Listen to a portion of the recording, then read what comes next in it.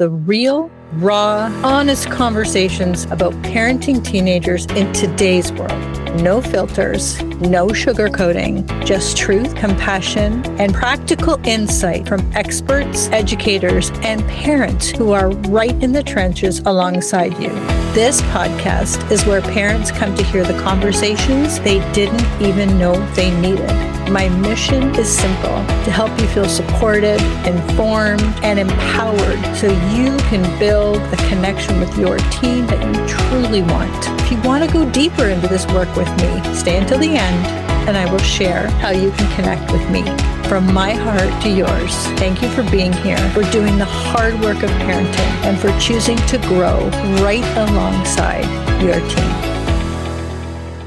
Welcome to another episode of Parenting Teens Advice Redefined for Today's World, the podcast where we have the real and raw and honest conversations about raising teenagers and where we challenge parents to look inward first. Because as I always say, it's not them, it's you. But honestly, that's where the magic happens. I'm your host, Cheryl Pankhurst, educational strategist, family advocate, and someone who has spent more than 25 years working with teens and families navigating adolescence, overwhelm, neurodivergence, anxiety, and all the things that we can contend with our teens and the transition into adulthood. Today's episode is such an important conversation because so many parents are exhausted carrying the mental load for their teenagers, reminding, organizing, rescuing, managing, and wondering why their teen isn't still taking some ownership. What if independence isn't something your teens suddenly develop in one day? What if it's something that is intentionally taught, modeled, and gradually transferred over time? My guest today is Lisa Woodruff, founder and CEO of Organize 365 and host of the wildly successful podcast, Organize 365, with more than, I believe it's 24 million downloads. I want to be you when I grow up. Oh my God. Lisa believes organization is a learnable skill. And today we're diving into how organization, executive functioning, responsibility, and emotional regulation all connect to raising capable young adults. This episode is more about cleaning bedrooms and planners. It's about confidence and ownership and life skills and resilience. And perhaps most importantly, what parents need to let go of so their kids can step forward. So let's dive in. Lisa, welcome to the show. Oh my goodness. Thank you so much for having me. I'm so excited because this whole organization piece can just set people off on a tangent. And I think this is going to be a really great conversation with this. So let's start with this, Lisa. Who are you? What are you doing? What's the mission? What is the point? Yeah. Well, I'm just another girlfriend on the journey, really. And I share way too much and I'm very analytical. Like, I'm not judgmental. I just ask a lot of questions because I want to know how things work. And I love to explore systems. And specifically, since I was a young child, I've always been looking at like, how do systems of households work? And now that I'm in my 50s, I've been through many decades of lived experience. So I know what it looks like when I was a child in my grandparents' house, and when I was a babysitter, and then when I was a school teacher and I did home visits, and when I was an in-home professional organizer, and the decade I was a stay-at-home mom. And now that I am living with my daughter and her children in our house, and I'm not in the active parenting years, and my kids are almost 25 and 26. I'm like, okay, there are some things that I have done to launch my kids, or I wish people would have told me to launch my kids. And what I see is miscommunication between what we expect kids to know organically and what kids expect they should be able to do without asking. And it's just a lot of, invisible communication that does or doesn't happen. Oh my gosh, you just touched on 75 different things. But I want to start with this question. What do parents need to emotionally organize within themselves in order to successfully launch their kids into the world? Because it starts with them. I mean, I agree. I was listening to your introduction. I was like, oh, and as we're getting started, like I'm like trying to rescue a child that I can't even rescue. You're like, I am so not perfect in this conversation. I think back to when I was a kid and I couldn't wait to be on my own. I went to college and I graduated from college and I applied to 38 school districts because I was going to get a job, 37 of them were in Cincinnati where my boyfriend was and one was at home. Of course, I got a job in Cincinnati. And my parents were like, well, we're not giving you money. Like, we're not supporting you. I was like, that's fine. Like, I ate peanut butter and jelly for a year. It was no problem. I had no problem living on my own, being independent, living without. And I feel like I do rescue my kids a lot. I feel like maybe I'm in therapy. Like, I do rescue my kids a lot. And specifically, my kids are almost 25 and 26 right now. And they both, like, my son just had a flat tire. And I was like, all right, so am I coming to? He's like, no, I found a friend. He's coming to get me, do all this saying. My daughter the other day called me on the carpet and she said, look, I'm trying to be independent here. Like, let me do this on my own. So I don't know. Maybe we should just end the podcast here and I should just go listen to your podcast instead of being a guest. I'm just telling you, it's really hard for us adults when we know how to help, not to help. The shoemaker's children, right? I mean, they have no shoes, and I totally understand because it's the viewpoint from me now is not, hey, I have this podcast because I did everything right. Yeah. No. I have this podcast because there's so many things I screwed up. And now from the bird's eye view, I can say, oh, hey, wait a second. And with the luxury, of course, of working with families for so many years, being able to see from the back, looking in, oh, okay, maybe we need to shift this and shift that. But I know when you're in it, you've got horse blinders on and you don't see the big picture. So that's the point of having the podcast and having people like you on the podcast, because we can expand, maybe shift some perspective that I think is so vital. I mean, we're not parenting in 1989 anymore. And we have so many external vices coming at us that things just really need to look different. Yeah. And I don't know about you, but for me, like last night, it was looking up hormone replacement therapy after you've been in menopause for a few years. Is it still okay? And at what dosage? So I'm finding different, podcasters and listening to their podcasts, and I'm reading blogs and I'm reading tweets. And I'm doing all this research. And I think that we today get our information. I love to get my information from podcasters like you, because what I really want is to be able to say to all my girlfriends, hey, how are you doing this #adulting thing with your kids? And the problem is it's so intertwined in like religious preferences and how much it's going to cost. And there's so many layers and it's hard to get good, clear conversations with friends. You usually only have like one or two friends that you can really have those raw conversations with. Yes. And I feel like when you find a good podcast like this, you could just binge it. And it's like you have, you are now the bestie and all of your besties are also there. It's like eavesdropping, going, oh, I could try this, or, oh no, that's not going to work for me. It's not one size fits all. No. And I mean, with anything, like when I listen to I can probably listen to 12 people say the exact same thing, but I only hear one. Absolutely. Because that person is just speaking to me. So I will hear, and I did a little clip this morning. I want to dive into the podcast, but I did this little clip this morning of all the reasons why we should try to be our teenagers' best friends. And I had none. I literally had none. And that was the whole thing. Like, sorry, there isn't one. And the feedback I got right after was like, well, I want my kid to open up to me and I want this and I want, I'm like, no, that's not what we want. But I could say that. Yeah. And somebody say, oh my God, you're such a jerk, Cheryl. That's not what I want. I want my bestie beside me. And then someone will say, yeah, I don't need another friend. So we can say the same thing and get all different kinds of feedback and perspectives. And none of them are wrong. All of them are just how you perceive it and how you are accepting what that information is and transferring it to your life or not. And that's the best part about the podcast. You can there's no filter. You can say whatever you want. When I was in the education system, there was always a filter right, on what I had to say. The filter never applied to my face. And so the podcast is just a gift for me in that sense. So organization, as you can tell, I haven't even organized my talk right now because now we're going up executive functioning 000. What I want to know about, okay, what do you consider first? What is organization? Like, what does that mean to you?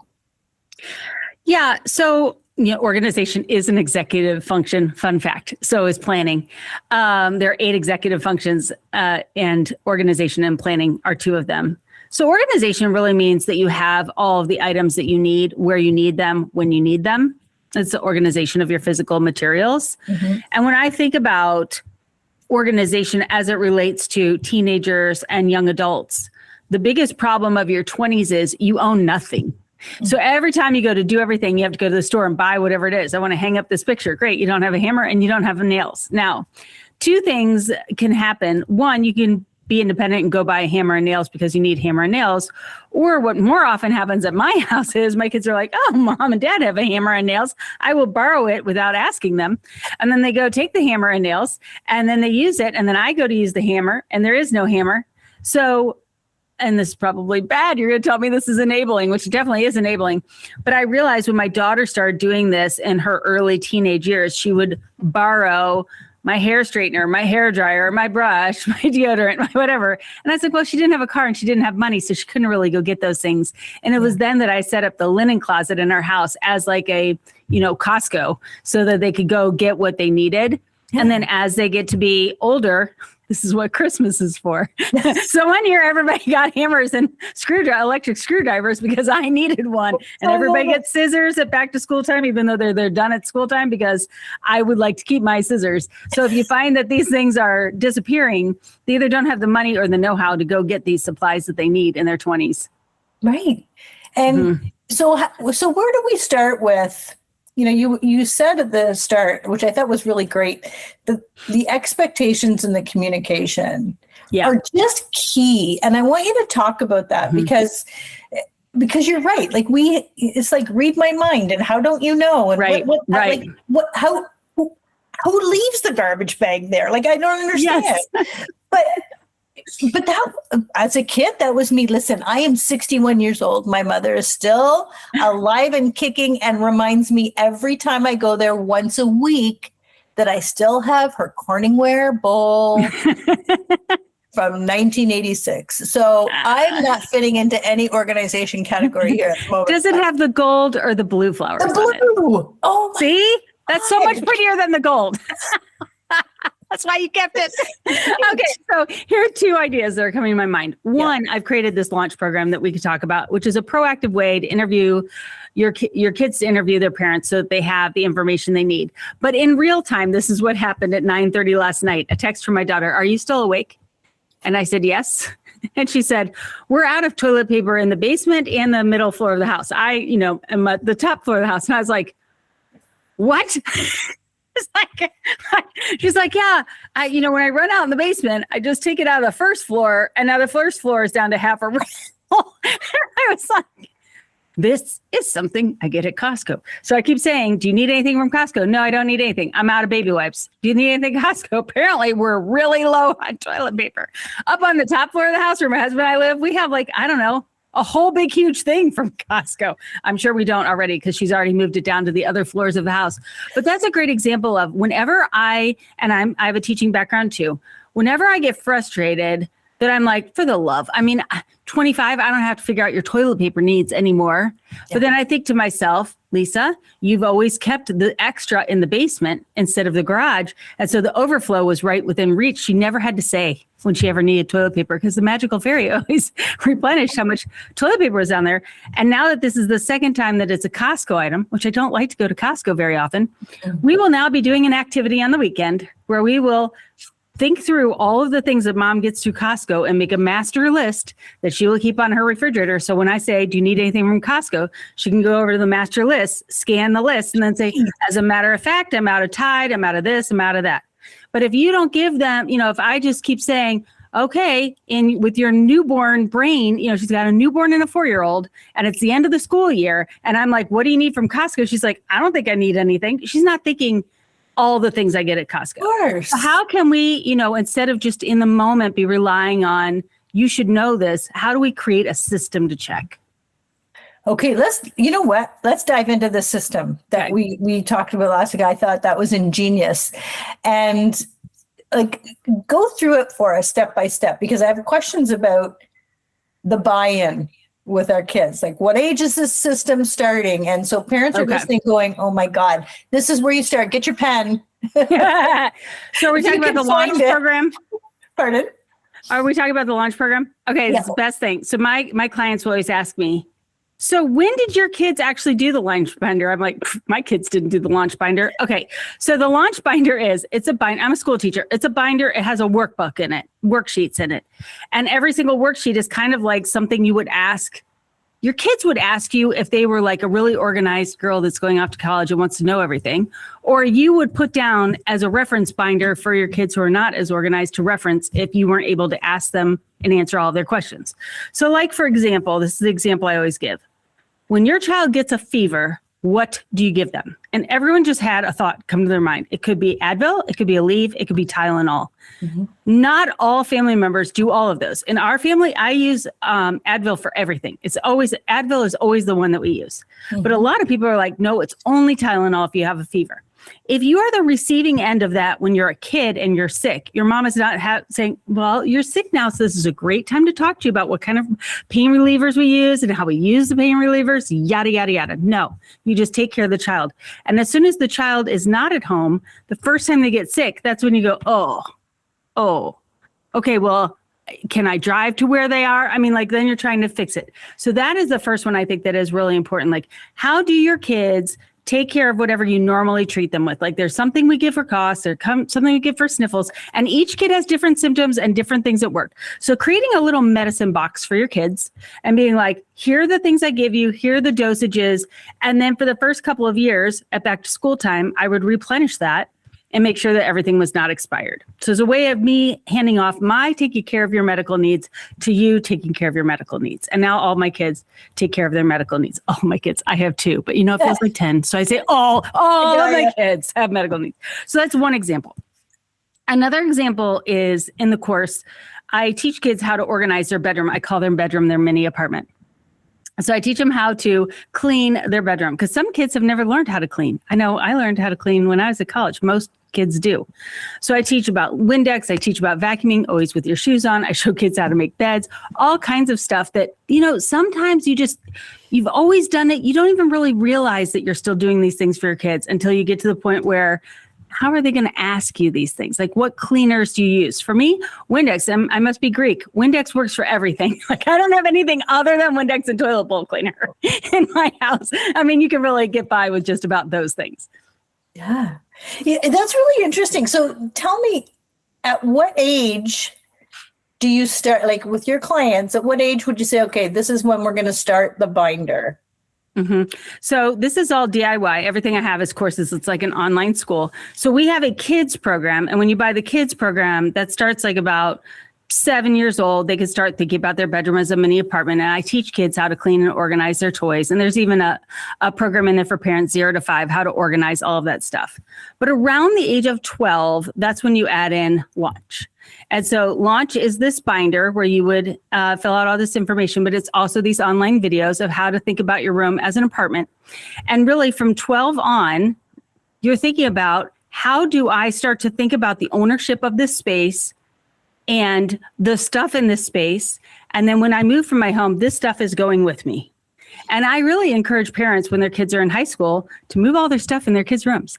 Like all the memorabilia, everything. Like, if they don't want it when they're teenagers, they're not going to want it when they're 23, like to start processing through all that stuff. And I took back my house when my kids were in their teenage years and they got their bedrooms. And I started to keep cleaning things out so that it would be what I thought was going to be an empty nesting house, which clearly that didn't happen, but that's okay. That's really interesting. So tell me something then, like, how are parents getting buy-in for this? Like, okay, honey, we're going to sit down and watch this video about your mini apartment. Mm-hmm. I'm interested in that because I can't conceive of sitting with my teenager. I can't, but I want to know. Obviously, it's working for you. Okay. But tell me. So a couple ways it's working.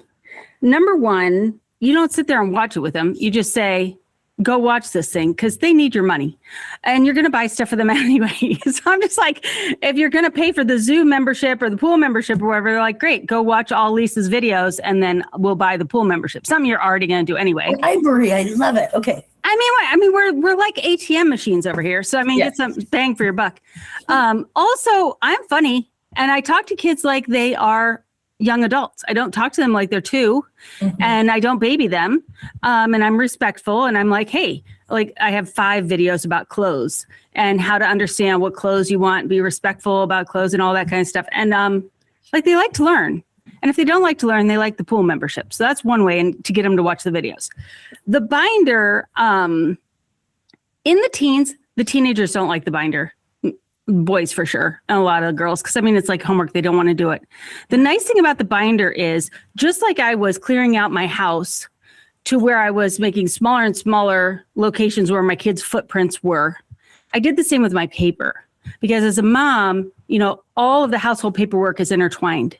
And so this binder allowed me, as I was going through files and papers for my own household, to go, oh, that's their passport, that's their birth certificate, that's their medical information, that's their car information, that's something we bought them at Christmas, that's their warranty or their manual. So then my kids' household paperwork started to get separated out from my household paperwork. That's first how I did it. Then as the kids get into their 20s and they want to be more independent, they start looking at those pages and they're like, okay, I actually need the information in this. So I had 5 kids in their 20s working in my company one summer, and I had them all go through the launch program, and they made the launch binder even better because there are some things like they needed more healthcare stuff or medical stuff. I didn't really think about that. And they were like, add this, add this, add this. And they were like, yeah, this is all the information we need from our parents. We don't know how to ask, and we don't really even realize that we need. Yeah, you don't know what you don't know, too. I think that's actually brilliant. I want to know, too, though. So here's the twist on, for parents, what is the difference, or what do we do about, well, this, I consider this clean and organized. Well, it's my room and I like it like this. And this is, how do we get past that? Because your expectations of super clean and organized might be very different from theirs. How do we get past that with them? So I don't have super clean expectations of organized, which might surprise you, because I just would rather go be an entrepreneur and talk about big thoughts than dust anything. But, it's at some point they are going to live somewhere else. Great example. My daughter lives in the basement with her kids. Don't worry about it, you guys. You're like, oh, the basement. It's 1,100 square feet. We just refinish it. It's got like a full kitchen, 2 bedrooms. It's a walkout. We can't find a place for her to rent that's better than our basement. Let me just tell you that. So the basement is great. So I told you she has 2 babies. And the baby was like maybe 2.5 months old. And I went down and I did 13 loads of laundry that weekend. And then on Monday, I hired Molly maids to come in, clean the basement for her, and really get deep cleaned. And she was very appreciative. And 3 weeks later, it looked like nothing had happened. And I was like beside myself. And I was just, you're going to be kidding me. And so I was like, it was Easter. I went downstairs. I was like, I'm going to tackle this. I'm going to do this for her. I was down there 5 minutes. I was so angry. I said, you know what? No, I will take the 4-year-old and you go down in your own basement. And we went to the park or something. And sure enough, she got that house. It took her another week, but she got it all cleaned up again. And it looked wonderful. And I said, doesn't this feel good? She goes, it really does. It really does. And she's kept it clean for the last month. And sometimes I step in and rescue. And sometimes I don't. And ultimately, at the end of the day, I don't sleep in the basement. So, I mean, I'm not sleeping in that room. I'm not sleeping in that apartment. I'm not sleeping in that dorm room. I am in control of the bedroom that I sleep in. So we can't control everything. Yeah, exactly. So, and when we talked about rescuing when we first started chatting. So what are the signs where parents are over functioning for their, I'm going to say teenage years, without actually realizing that they're over functioning or rescuing or helicoptering? Wow. I mean, you ask me questions like I'm an expert in this or something. I'm feeling very much impossible. I have a sample of two children. Okay. here's what I have 3 thoughts. Number 1, my kids, school is really hard for my kids. They had a lot of diagnoses growing up. Mm-hmm. And so I didn't have them do a lot of chores. They didn't really learn to do laundry until after they moved out. So I did not have a lot of chores for my kids because school was their primary aim, and that was very difficult for them.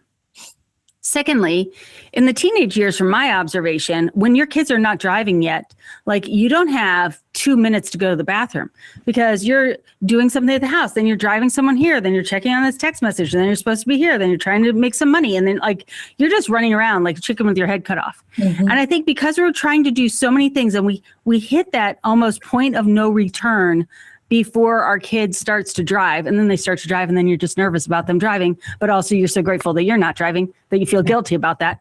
So until they start driving, you are just so busy, you don't have enough time to think about it.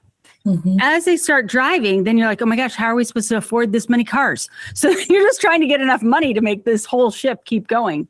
I think what happens, or at least I'll just say for me, what happened was once I was able to afford all the cars that we needed in our household, and I didn't have to be driving kids places, then I had to start wrestling with, okay, who do I want to be in my adulthood in this next phase of life? And I think that ultimately is the biggest question, because if you're not wrestling with that, then you are constantly trying to be in this child's life because this has been your whole life for decades. But if you start thinking about who you are moving into and what you're growing into and what your self-care is going to look like and what your next stage is like, then you are cohabitating. You know what I'm saying there? Yes. So I was growing Organized 365. I was starting to travel. Then once this grandbaby came, I was like, okay, I went back and got a PhD. Now I'm looking for, like, I have a big life that I want to be living. So my next big life is big enough to keep me interested and entertained, that I don't have to meddle in their lives if I'm not required or it's not the right time. I love that. It's almost like I'm distracting myself. Yes. To have my own life. Yes. Yeah. Yeah. PhD is a big distraction, by the way. Oh, 25 hours a week. But it made the whole family move into this next phase of life because mom just literally wasn't even there. Well, now mom is setting boundaries. Yeah. They don't like that so much. No. And it's not easy. But I think when even I'm the same, like 60 and just starting, launching a business, and I've had the podcast for a couple of years. But I found myself setting boundaries without even almost intentionally setting them. Right. You're just not available. So motivated and so focused that's what it became. And it wasn't until afterwards I'm like, oh, I actually set a boundary there. Amazing. So I love that. Like, even if you're not, intentionally rescuing them, you are distracting yourself with your own life. Mm-hmm. That's actually really cool. I like that. Yeah. So I want to we talked about a little bit about executive functioning there. So tell me, how does organization connect to executive functioning and like that emotional regulation? What is the connection there? Like, I feel like it's a true. Yeah, it's funny. That's the topic of my dissertation. So the emotional functioning, the managing of the household, the cognitive load of remembering all the things that need to be done, and the emotional regulation of yourself and others, that taken together is called invisible family load. So this is in addition to the visible work that you do, laundry, dishes, cleaning. This is the managing, ensuring, planning, preparing, calendaring, doing the holidays, all of that. So the launch binder is that invisible family load. It is the how do you know what to do when you're looking for an apartment, for your menus, for your cleaning, for your medication management, for finances, moving, separating yours and your child's finances, that kind of thing. You're normally just doing all of that. Yes. And it is very invisible and cognitively taxing. Yes. I love the fact, I love that. Like, let's dive into that financial piece. Like, paying the bills and income tax and all. Like, can you dive a little bit more into that? Because now I'm like, oh, yeah, and check. Yes. So when I created the launch binder, you guys, I'm just a former teacher, stay-at-home mom. Let's just be clear. Okay, don't say just. Please don't say just. Yes. Okay. Well, I mean, it's not like I'm Dave Ramsey or anything. So I'm making this binder, but we need to have this financial thing. And I know Dave Ramsey's thing is, you have to have cash. And I'm like, kids can't even get enough money to go to McDonald's. How are they going to get a car? And it's way beyond my pay grade. Yeah. So I was like, okay, how would I do finances for my kids? How do I explain that you don't have enough money for that decision? And I was like, instead of envelopes or instead of taking money and dividing, I need this much, this much, this much. My daughter was doing that a lot and there just wasn't enough to fill all the envelopes. But she was like, this is how much I need, but she didn't have that much. I was like, okay, we need a new system. So I created a funnel. And basically your money goes through this funnel and as many things as it can fund, it funds, and everything at the bottom of the funnel is optional. Now, what's interesting is when kids have a high school job, they fund their budget from the bottom of the funnel up. So they go to get a babysitting job and they go out to a movie. They go get a babysitting job and they get a subscription service. They go get a babysitting job and they go to the store and they buy clothes. But the way an adult funnel of money works, you need someplace to live. So you need rent. That's number one. Then if you have rent, you have to have insurance. Okay, then you need to get somewhere. You need a car. Then you need gasoline and insurance for that car. Most people's money is already run out, right? And we haven't even gotten to food and then clothes and this. So when you look at this funnel, then you go, well, I don't have enough money. Okay, well then maybe you're not going to have a car. Maybe you're going to have roommates. Maybe you're going to live at home. Okay, I'm going to live at home. Okay, now I need a car. I need insurance, food. Okay, well, maybe your parents will give you some food and you'll buy some food. Okay, now I've got a little bit of money for entertainment or clothes or whatever. So it goes down in this funnel. And obviously you can do your money however you want to do your money, but it's a way for kids to think through when you're in your 20s, you don't have the money your parents do in their 50s, 60s, 70s. Like you don't have that kind of money. You don't have that lifestyle. They keep telling you what their lives were like in their 20s, but you don't believe them. And so you can't figure out how to equate this. Same with when I did the food. I was like, how do you explain food? Like how to plan a meal, and they have all these ideas of what that is. I was like, well, figure out what vegetables and protein and fruits that you like. Buy those. I'm sure the carbs and everything else will take care of itself, making sure you have some good nutrition. Just some basics, not a perfect system, not a system that's going to take forever to do it, but what are just the general big block basics that you need in your 20s? I love that. I love that funnel. And it's so visually obvious. When they're looking at that, I really like that. That's really cool. I would love to say, so we talk about what we expect of our kids at certain ages. And there's also, I mean, you know me, you know my podcast, there's a neurodivergent twist here. Yep. And that is, for me, when we have expectations of our 16-year-old, but our 16-year-old has a diagnosis of autism or ADHD. And now we're asking our 16-year-old, who actually has a developmental brain of a 13-year-old, when it comes to executive functionings or lack of, how would you suggest parents look at that? Like, okay, you're 16 and this is where you should be in the binder, but you're actually 13. And like, how do we establish that communication, that expectation with our kids without, I don't know, having this like power over control thing? Yeah, I told you I heard Dr. Russell Barkley speak long time ago. And he said that if your child is diagnosed with ADHD, and one of mine is, that you need to consider them 2/3 their chronological age. So if you're 18, that means you are looking at a 12-year-old. And that's why he says you should defer driving. So if you've got a 25-year-old, you're really looking at an 18-year-old. And I think that is great. That's great for adults to constantly be thinking about. Yeah. It's kind of like our grandchild is 4, but he's the size of an 8-year-old and he's really strong. And this is going to be a problem because he's a 4-year-old and he looks like he's an 8-year-old. So the expectation of parents on the playground are going to be that they're interacting with an 8-year-old, but it's actually a 4-year-old, you know?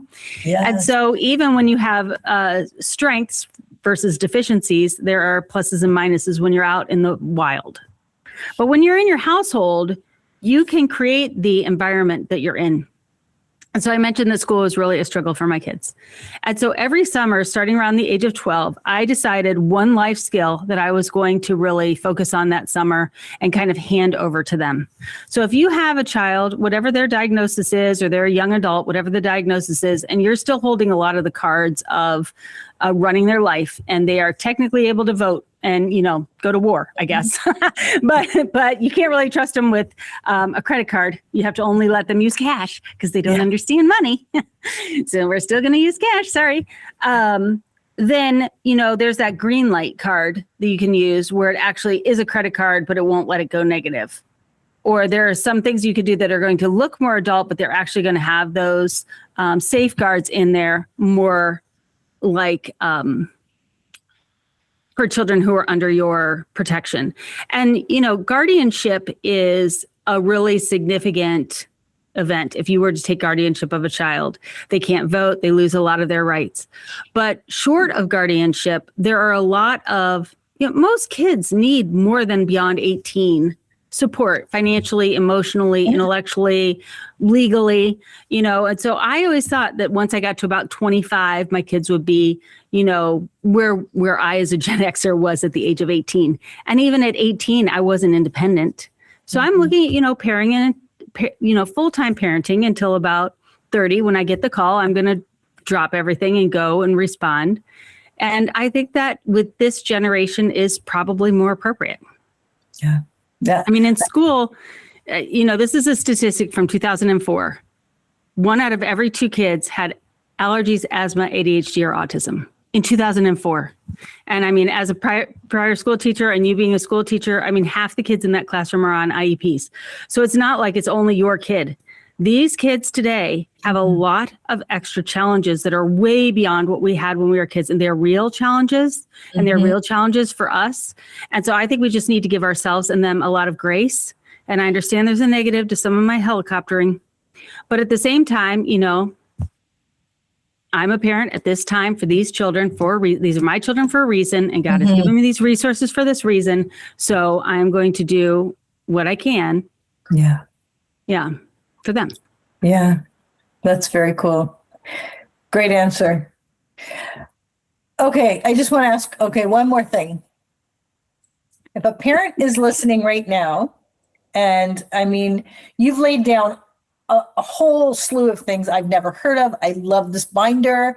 It makes so much sense to me. Even the first time we talked, as soon as you started talking, I'm like, what kid's going to buy into this?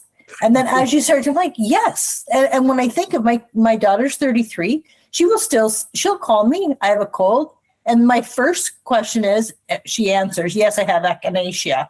Yes, I have. But it's taken a long time. And again, exactly what you're talking about. I never discussed with her what I gave her for a fever or what kind of tampon she uses or like ever. And it just makes so much sense to me. So I understand the buy-in and I understand the whole resource. I think it's amazing.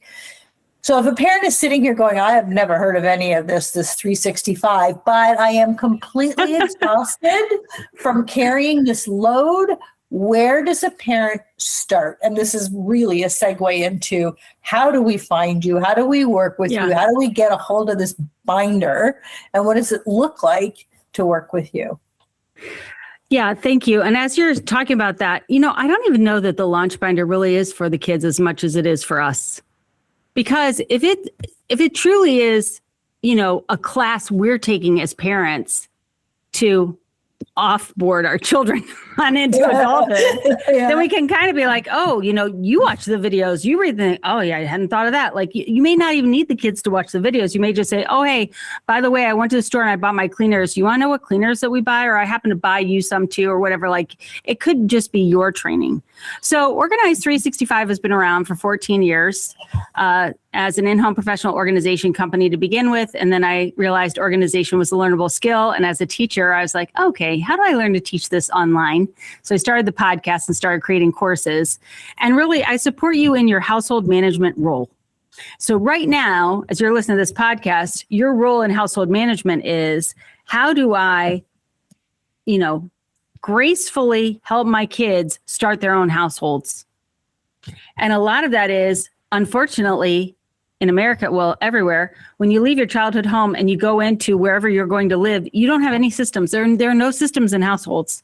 So you're starting everything from scratch. And if you don't have a lot of executive function and you're not organizationally inclined, you're like, okay, well, I don't know. I guess it'll get done sometime, and it doesn't get done. So you need to set up operational structures for you. The other thing that's happening as your kids are starting to launch and your parents are starting to age is your parents' household systems are different than your household systems as well. Yeah. And so when you need to step in for them as power of healthcare, power of attorney, or maybe settle their estate, now we're dealing with a third set of systems. So really, Organized 365 is the operational system that you can run your household on. Once you get yourself organized, then you can duplicate yourself out and have your kids run on that system. And then when your parents or grandparents or anybody else needs you to step in and support them, you can transition them to the Organized 365 system, which runs more smoothly. Yeah. Oh my gosh. And aren't we the sandwich generation? I mean, I know, my father passed a couple of years ago and my mom got right in line. She's always been very organized, but got right into, here's the binder for this. This is where this is. Take it. Here's extra keys. God forbid when something happens to her, but I'm so comfortable right now knowing I can step in.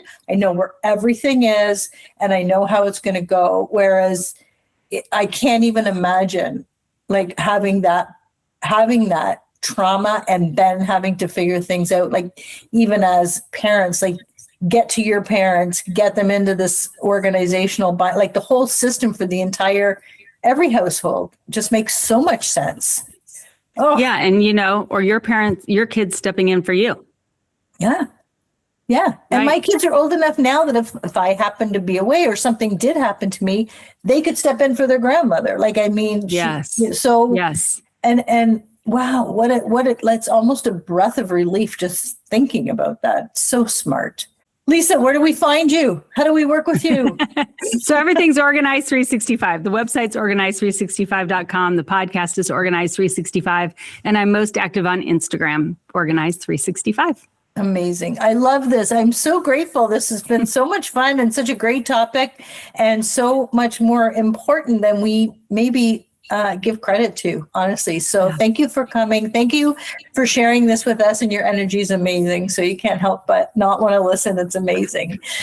Thank you for listening again to Parenting Teens Advice Redefined. It starts with you. It doesn't start with them. And that's where the magic happens. Thank you for listening. Appreciate your time. And I will see you next time. Before you go, I really want you to know something. I'm not just a podcaster. I'm a speaker, a published author, and the founder of Insight to Impact. I'm an educational strategist and family advocate with over 25 years of experience helping families and schools support teenagers from diagnosis to IEPs, to interpreting assessments, to high school transitions, and beyond.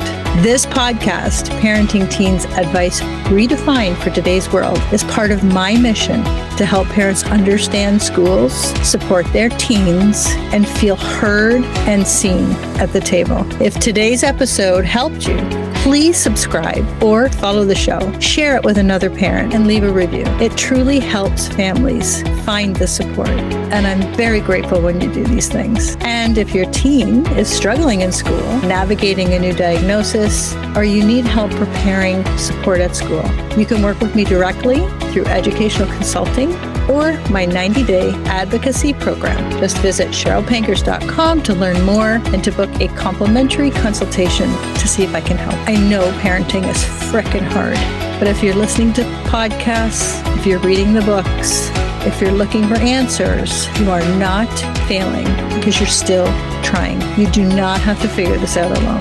I got you, and we'll see you next week.